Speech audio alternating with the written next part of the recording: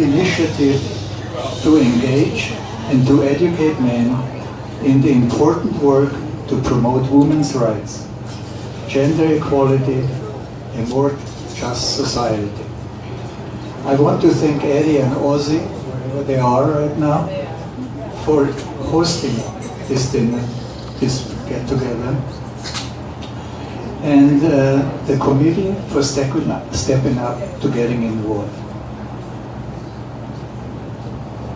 Would the committee members raise their hand so that we can acknowledge you?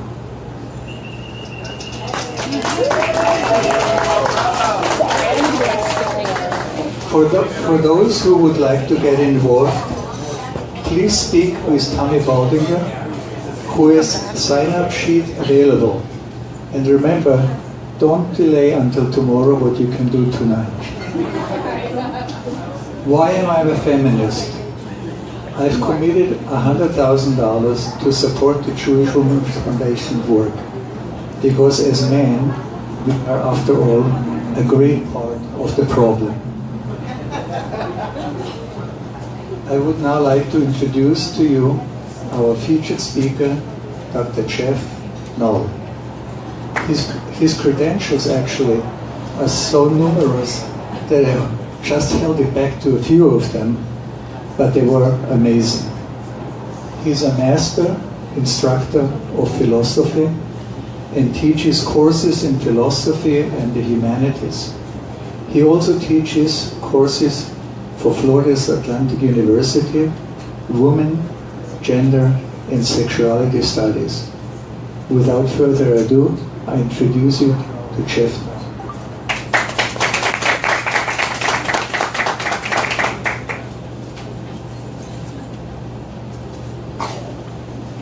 Well, let me start by saying that I am very honored to be here this evening to take part in this very important and unfortunately rare initiative.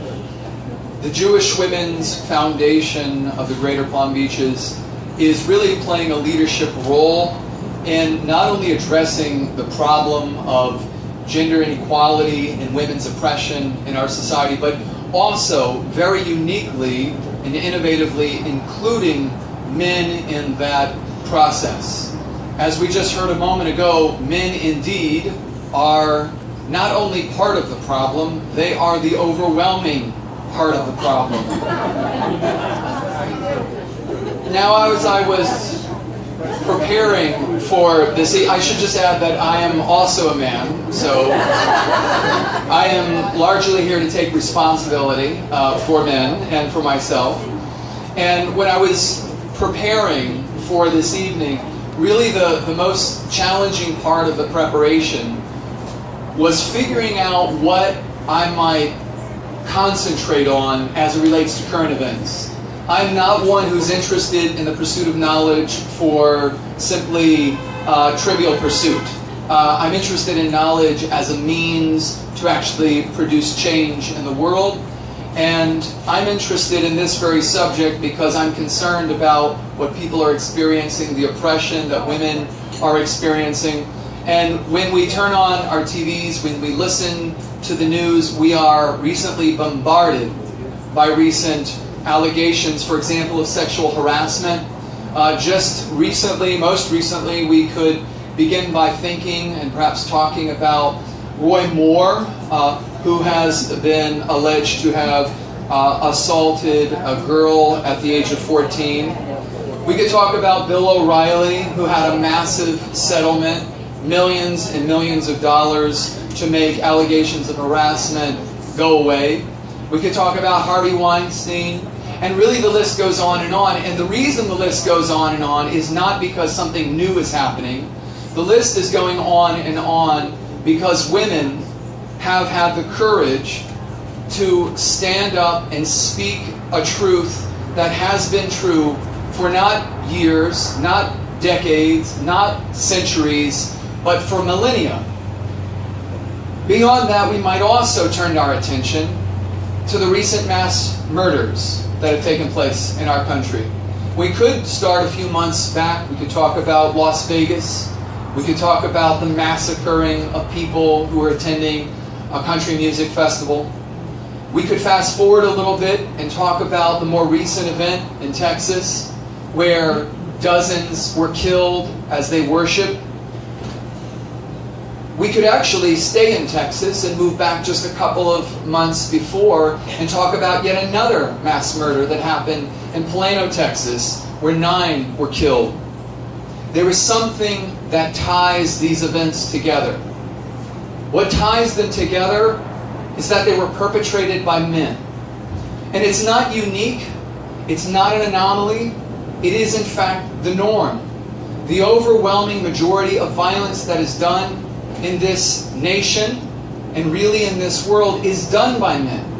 The overwhelming majority of arsons are done by men. 99% of sexual assaults are done by men. The 3/4 of domestic violence incidents happen because of men. This is of course not to say that all men do these acts, but that it is worth asking the question, what is it about men that makes these kinds of events so much more common to them than they are common to women? If we want to say that mass murderers, we could talk about gun control. That's important. We ought to have those conversations. We ought to ask whether or not semi-automatic weapons ought to be in the hands of ordinary people. But we should still ask the question, if we say, well, for example, clearly they're undergoing a mental break.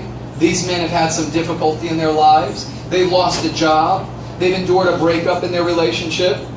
Interestingly enough, about half of mass murderers engage in their crime in relationship to domestic violence. Their victims are their estranged wives, are their own children, are their parents.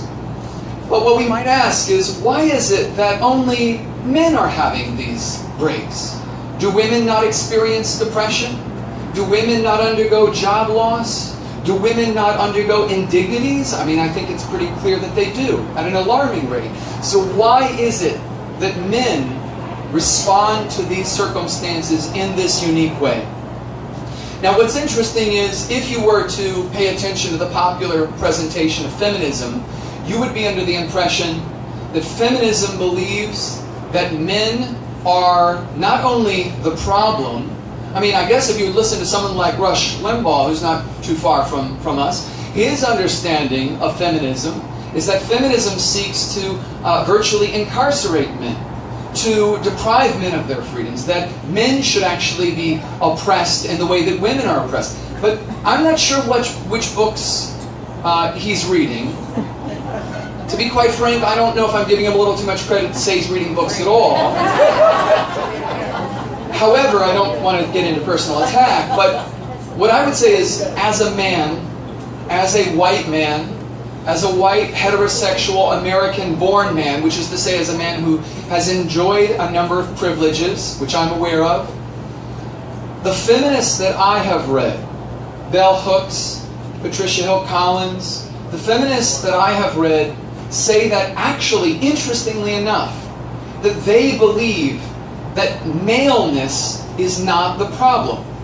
We are encouraged to believe that feminism says that maleness is the problem. But the works that I have read, the studies that I have undertaken, suggest that actually feminism has the very optimistic opinion of men, that men can be better.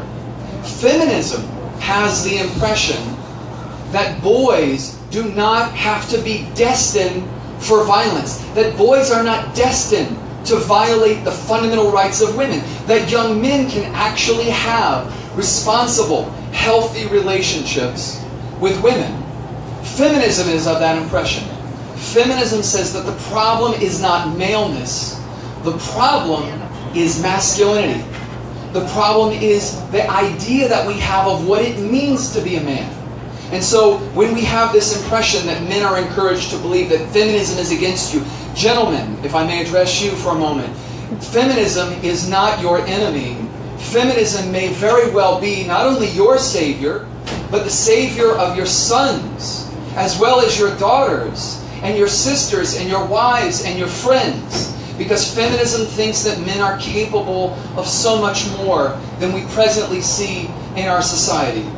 Feminism suggests that, for example, we need to understand that we have inherited 5,000, roughly speaking, 5,000 years of patriarchal culture. It is a culture that has a history. It is a culture that's flagrant for anyone who picks up a history book. It's a history that, if you know anything about ancient Mesopotamia, if you know anything about the Epic of Gilgamesh, if you know about the earliest law codes that were ever written, if you have read your Hebrew Bible, if you have read your New Testament, if you've read Greek mythology, you understand that for a very long time, men have been said to be superior to women. Women have been an afterthought. They have been secondary. They have been thought to be attendants to men. But what's more, it's not only that patriarchy has said that men have a fundamental essence, which is ultimately to be silent and violent, that men are to be work objects and violence objects, that their purpose resides not in authentic self-knowledge, not in relationship to those that they love and that they have a relationship with, but instead that their essence, that the essence of man resides in his capacity to conduct violence on behalf, for example, of the state, to do the work of those who have the financial security to employ them. Men, in other words, according to feminism, masculinity is a way to puppet men. It is a way to deprive them of their full humanity. But what's more, at the same time, feminism of course draws our attention to the privileges that men have enjoyed for quite some time. Men have, I think, made a deal with the devil, so to speak. They have enjoyed enormous privileges. They have privileges to be expected to be more important, more significant, to have greater control and authority, to be taken seriously when women are not. But they at the same time suffer. It is a deal with the devil that has consequences. Feminism, not the traditional way of viewing gender relations as being somehow etched into our DNA, etched into the cosmos by God. It is feminism that has suggested, actually, that men are capable of more and they are being deprived of the fullness of their humanity. It's bell hooks, for example, who says that patriarchy is a concept that most men don't know anything about, but it is the central pathogen that is destroying their lives. Just for a moment, consider this. Consider how it is that men are viewed. You think of something as trivial as so-called chick flicks. What's a chick flick? What is a chick flick about?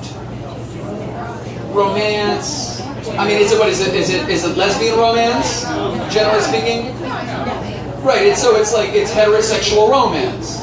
Now, I was just teaching a critical thinking class. We were talking about this, and I said, well, what do you call a guy who's really into watching chick flicks?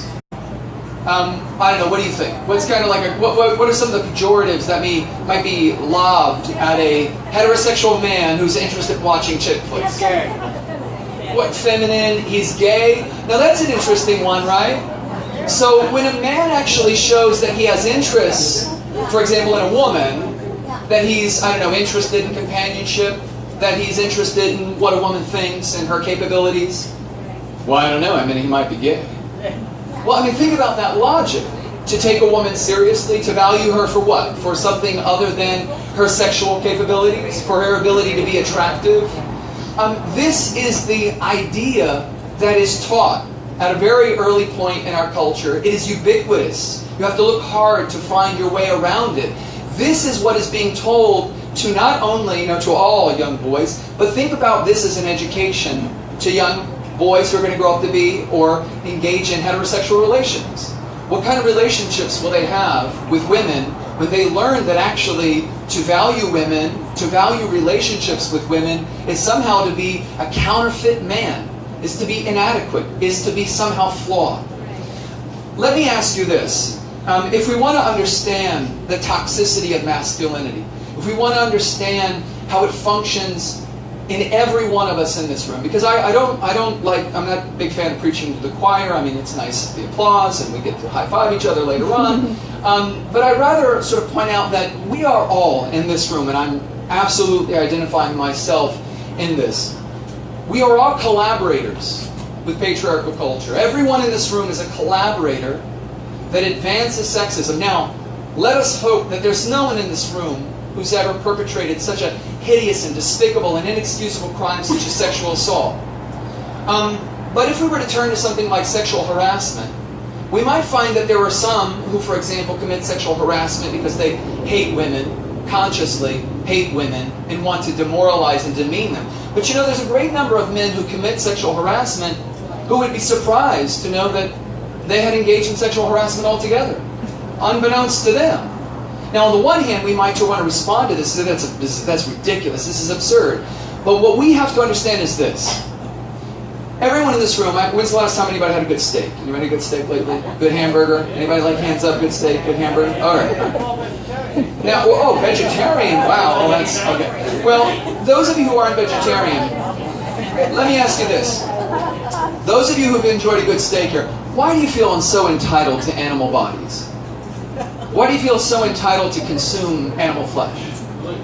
Well, it's good, right? Because you like it, because it's normal, because you grew up, it was fine, because nobody ever said, hey, is that a bad idea? Is that okay?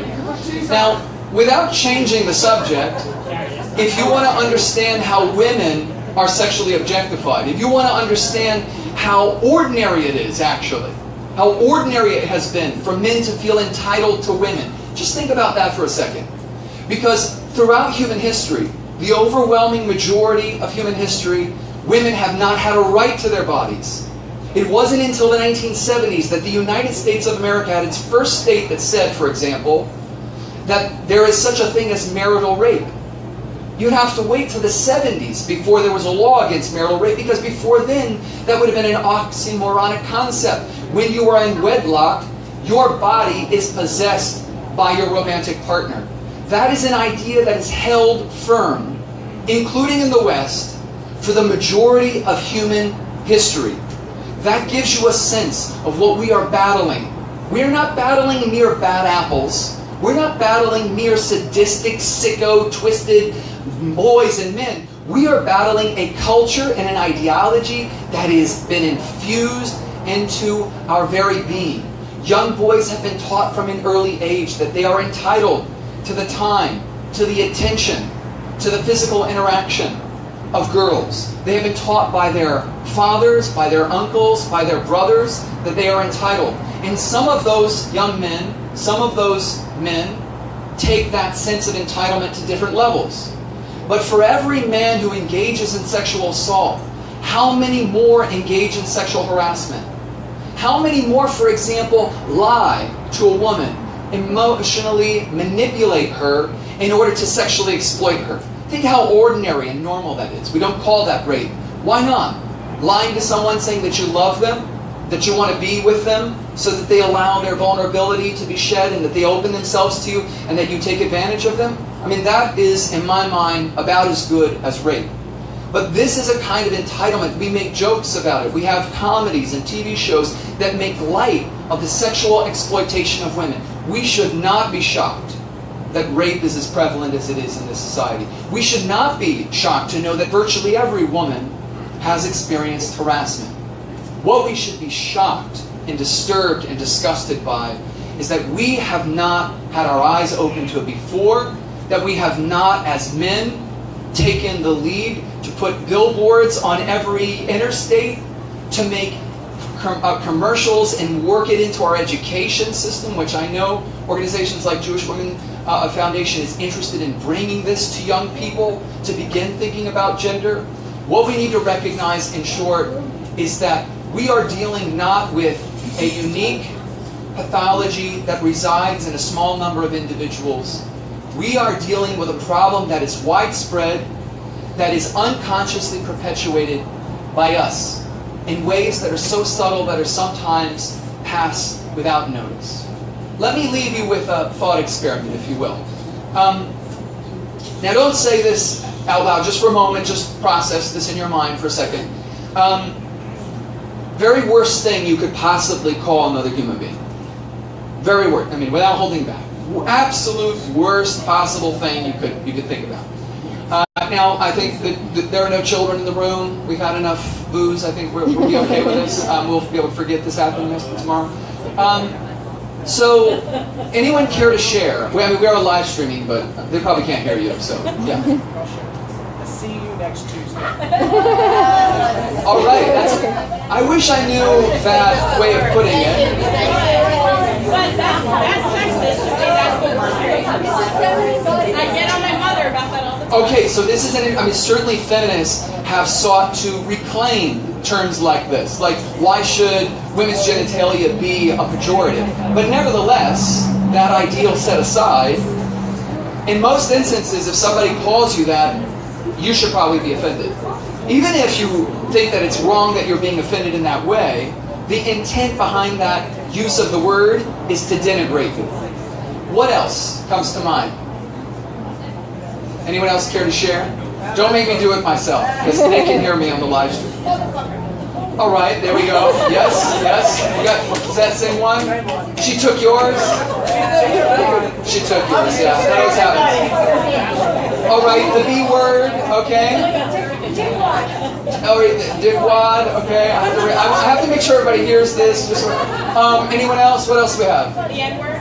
The N-word, absolutely. That's, yeah, a very significant one. What else do we have? Come on now, I mean, they're there. You know what they are. Just say them. Don't make me say them. The P word, shall we say, right? You know, I mean, what about, I mean, it gets, now I teach college students, so you have to understand, like, I'm more familiar with these terms than I want to be. But they very much help me understand what they are. You know, things that involve the word come, you can sort of elaborate as you like. But let's suffice to say that if you make a list of the very worst things you could call another person, well, you kind of maybe know where I'm going. What do they probably have in common for the most part? They're women's body parts. They are a way of indicating women. I mean, in fact, we could actually just stop with calling somebody a girl, a sissy, right? So, you know, what is important, even as feminists seek to take back, for example, the B word, the C word, as I think is a very interesting strategy, in fact, what's very important for us to recognize is how ordinary misogyny is. How is misogyny ordinary? Because women are viewed as fundamentally inferior to men. And that is apparent in just the way that we speak. For example, I'll give you one last one. Anybody ever been called a tomboy in this room? Yeah? What got you the tomboy label? What? You're not a girly girl? What does it mean to say that you're not a girly girl? That was my response. Okay, yeah, like what do you even mean by that? Sports oriented, short hair. Sports, certain attire, Yeah. maybe a certain way of carrying yourself, right? Okay, yes.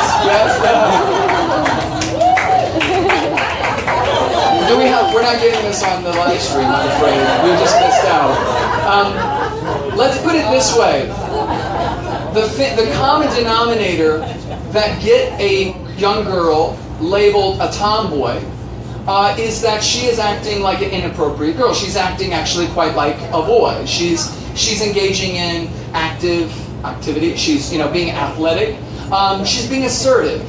She is not being deferential. She's not being coy. She's self-reliant. She can solve problems on her own. And what's important to recognize this is what is being indicated here. What is indicated, what is implied in the very use of the term tomboy is that those things that you were, those things are exclusive to men. They belong to men. They don't belong to you. In fact, actually, we're quite impressed. Wow, you know how to fix put a tire on your car. Wow, and you know how to take care of yourself. If we will think about what this implies, very often tomboy is used almost in a positive sense. In fact, sometimes a young woman or a woman may hear, for example, "Damn, girl, you got some balls." You ever heard that one? Anybody ever got that one? Was it a compliment or an insult? Oh, it's totally a compliment. Right, it's a compliment. All right, now let me ask the question. Men in the room, who's ever gotten the "Damn, dude, you got some ovaries"? Who's gotten that one before? No one, ever. And if you did get that one, it would not be a compliment, right? So in other words, in short, what we have is a culture, a widespread culture that actually many of us partake in. And sometimes, we put on our anti-sexist caps, we put on our feminist thinking caps, but a lot of us aren't actually fully absorbed with that ideology. It hasn't necessarily become part of who we are on a day in and day out basis. In short, we have a culture that has taken the misogynistic notion that women are inferior to men, that men are superior to women, and it has made it ordinary. So I think as we move forward and we think about what can we do about this problem, to wrap up, I think there are a lot of ways that men in particular can contribute to addressing the problem of sexism. Now, I'm not saying that women do not have the role to play as well. But I think to combat sexism, we have to go to the roots of sexism, rather than simply pull at the singular weeds. There's a lot of pulling at the weeds. We need to pull out at the roots. We need to start thinking about the long history that we are fighting against. The history of objectifying women. The history of turning a woman's value primarily as being based on, for example, her sexual standing. Just think about how women are evaluated based on how much sex they've had. Think about how we'll speak, even as women, will say, I lost my virginity. Where did you put it? Was this an assault? No, I know, it was a consensual sexual interaction. Well, sounds like you've gained a sex life. Perhaps you gained, a satisfying experience. We talk about women's sexuality as if it is inherently injurious. We talk about it as if it's an inherently male enterprise. Who took it?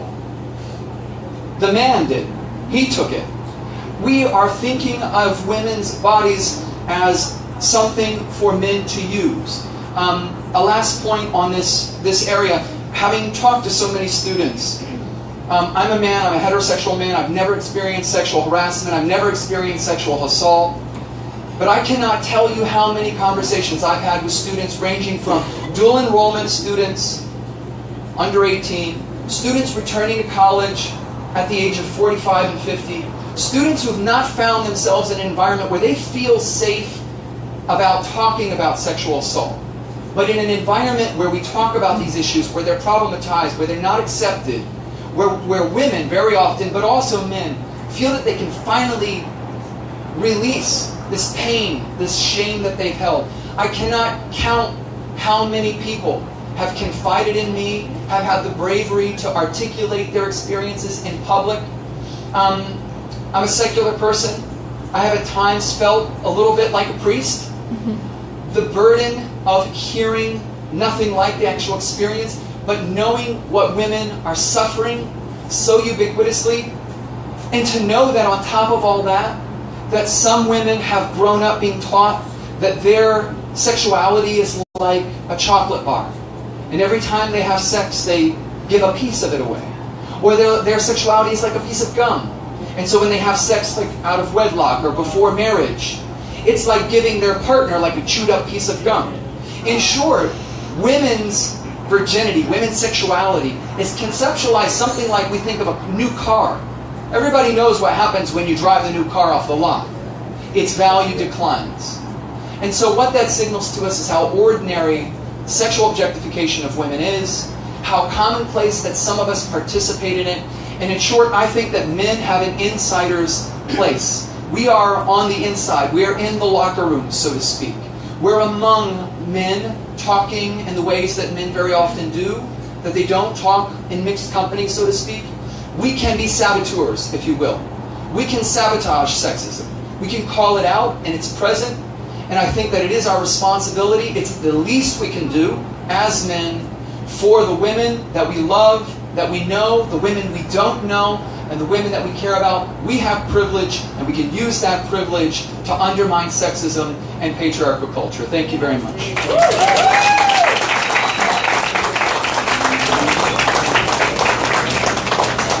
Thank you, everyone. Jeffrey, thank you very, very much. And after this conversation, and I'm very proud of my mother who called motherfucker, we are now naming table 26, table 69. But we will move. And that's not on camera, is it? We can change that.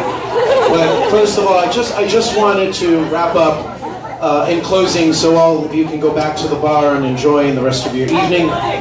But obviously, I have to do a big shout out to Jennifer, Aaron and Miriam and Tammy, because without this team, JWF could not happen. So thank you very, very, very much. I was quickly asked, why? Why JWF? Why are we involved? And I had a lot to say, and it could be pages, but I wanted to jot down words that meant to Ozzie and I the importance of JWF. And it's very much to what Jeffrey spoke about moments ago, except the see you next Tuesday word. So, words for JWF and why we love this organization and what it does to the community and the world. Empowerment, compassion, breaking women's barriers, prevention, awareness, education, love, passion, dedication, involvement, giving back, faith, openness, non-discriminating, leadership, commitment, family, and finally, opportunity. These words describe to us why we support this committed team and amazing donors who believe in the mission to unite as a community with love, hope, and passion. So Tammy, thank you. However, tonight we now expand the mission by getting the larger perspective, and that is the Men's Alliance. Together as a community, as mothers, grandmothers, daughters, sisters, and nieces, let us join them side by side and support the commitment they need from all of us. The fathers, the sons, brothers, husbands, nephews, and grandfathers. With both men and women, we can achieve so much more work JWF does by standing together as a community and remembering with support and empowerment, JWF will strive for years to come. So thank you very much for coming out tonight and supporting it. But I also want to give a quick shout out because as the community, we also have a great leader here, Shannon Materio. So thank you for coming out tonight and supporting JWF. Thank you for coming, everyone. The bar is open. Cheers and welcome to Table 69.